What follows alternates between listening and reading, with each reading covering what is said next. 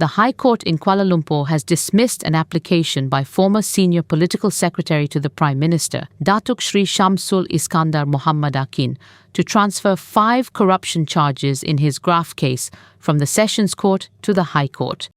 Justice Noor Ruweena Mudnurdeen rejected the bid on Tuesday, ruling that the applicant had failed to meet the requirements under Section 417 of the Criminal Procedure Code. Shamsul Iskandar had filed the application on February 4th, arguing that the case raised exceptional legal questions, including constitutional issues involving provisions under the Malaysian Anti-Corruption Commission (MACC) Act 2009, which he said should be determined by the High Court and potentially referred to the Federal Court. He also contended that the transfer would not prejudice any party and would help ensure proper determination of the legal issues raised. Deputy Public Prosecutor Farah Eslin Yusop Khan appeared for the prosecution, while Counsel Datuk Amir Hamza Arshad represented Shamsul Iskandar.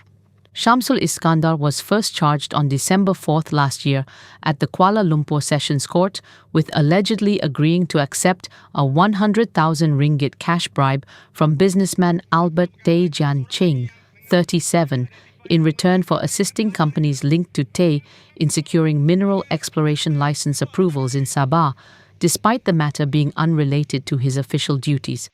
He was also charged with receiving from Tay an additional 40,000 ringgit in cash for the same purpose, along with 2 counts of accepting bribes in the form of furniture and electrical items valued at close to 15,000 ringgit and more than 22,000 ringgit, respectively. The alleged offences took place at various locations in Kuala Lumpur and Putrajaya between November 2023 and March 2024. On December 5th last year, Shamsul Iskandar was further charged at the Shah Alam Sessions Court with another count of allegedly receiving close to 63,000 ringgit in bribes from Tay at a bank in Country Heights, Kajang, between November 2023 and September 2024. The sum was allegedly channeled into a woman's bank account to pay rent for a Kuala Lumpur residence and was linked to assistance in securing mineral exploration approvals in Sabah.